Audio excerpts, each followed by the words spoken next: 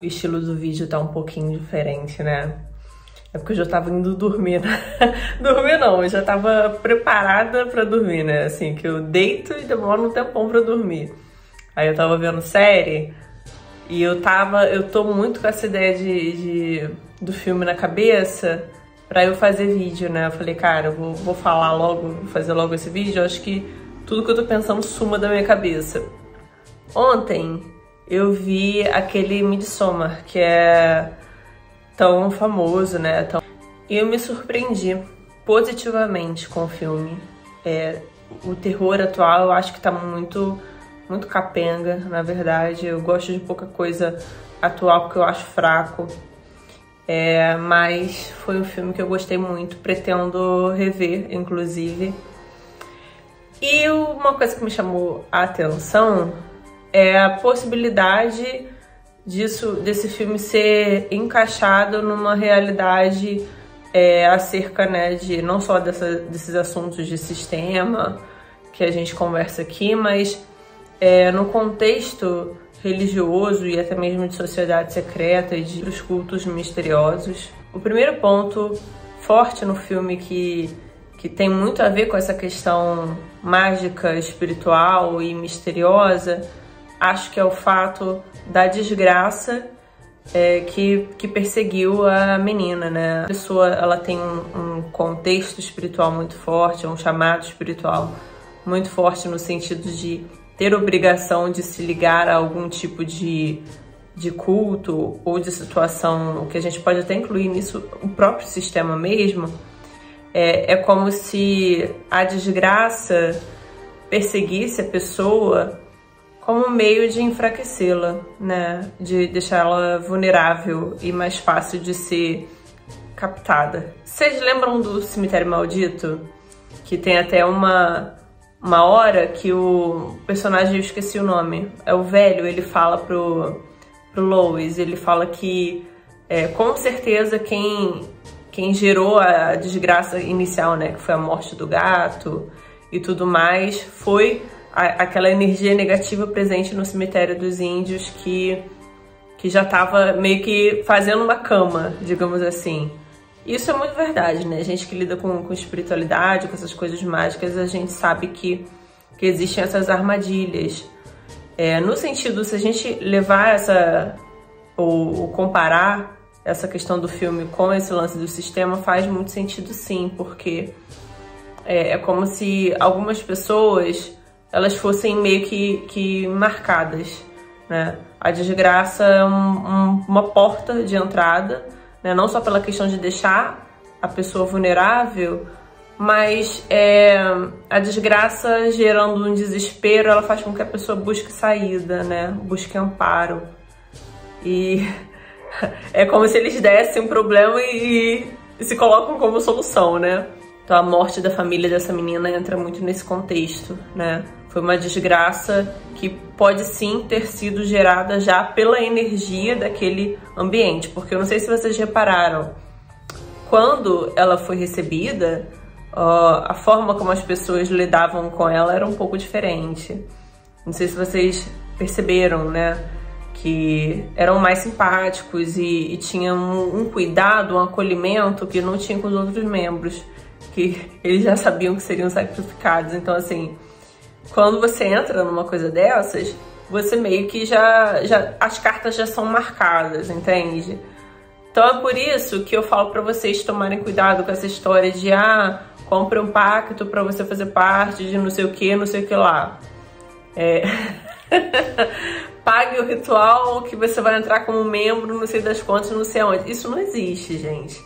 Esse filme é uma alegoria boa, porque é exatamente assim que acontece na vida real. As cartas já estão marcadas.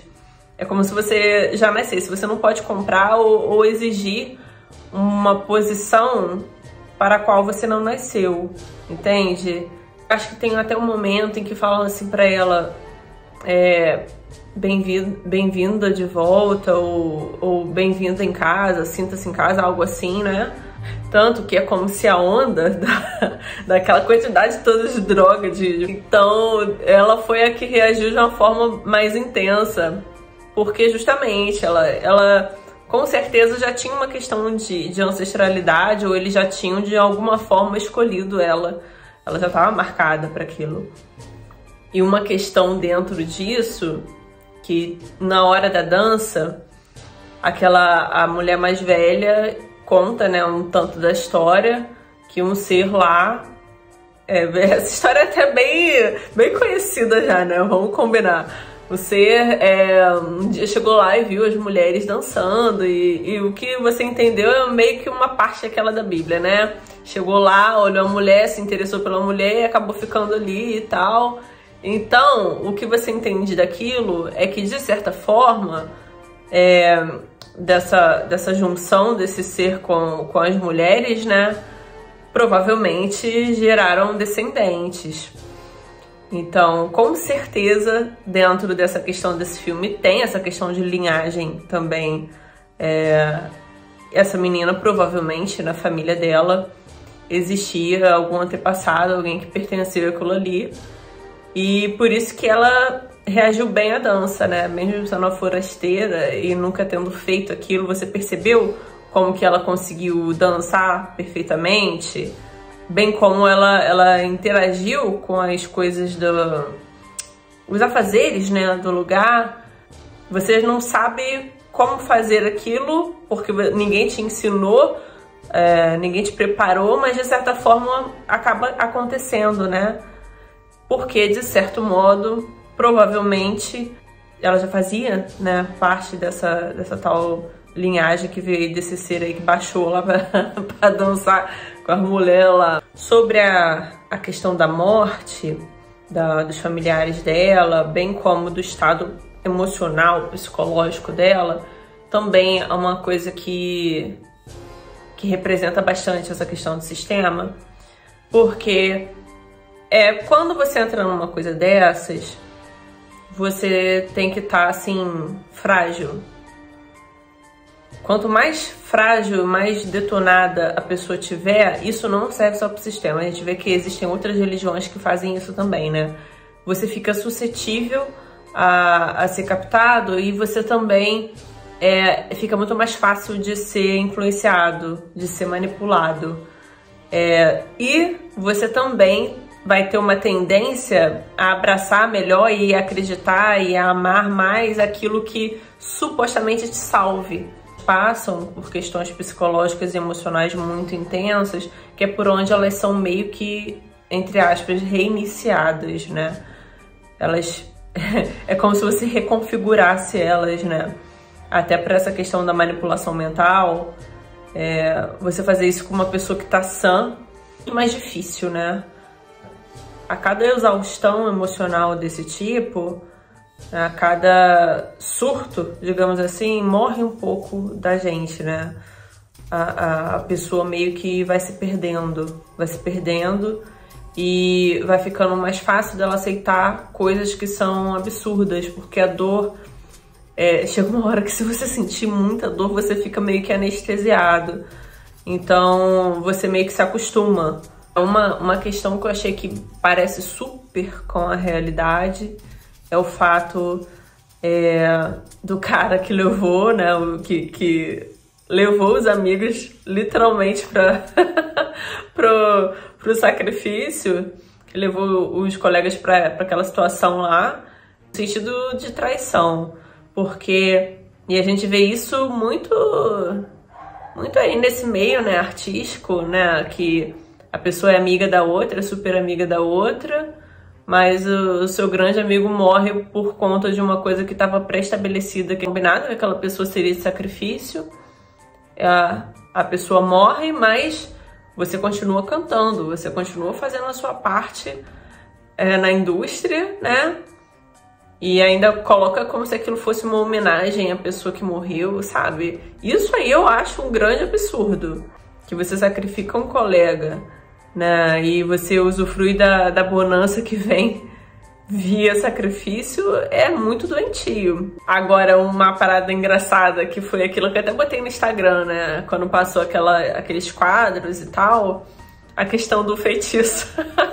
Eu até falei, porra, esse daí é o carro-chefe da amarração, né, pelo pubiano e menstruação é de praxe, cara. Isso aí já tá mais batido do que sei lá o quê.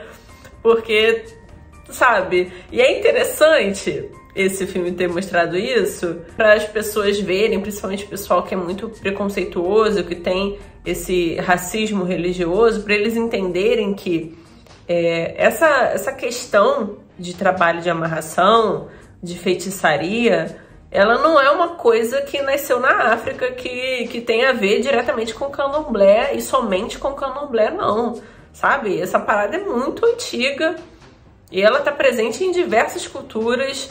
E tanto que eu falei, porra, isso aí tá batido já, cara. Isso aí já nem funciona mais de tanto que as pessoas fazem, né? Essa questão dela do choro. Aquela cena do choro foi foda, né? Que todas choram juntas e tal.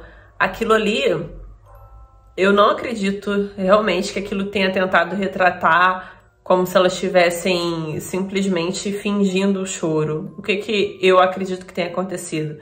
Nesse tipo de seita, de situação, as pessoas envolvidas, até mesmo por ter a ver com essa questão toda de sangue, é como se fossem interligadas. As pessoas são como se fossem interligadas e isso é de uma forma misteriosa, espiritual, né? Mas é como se criasse ali um elo mental também.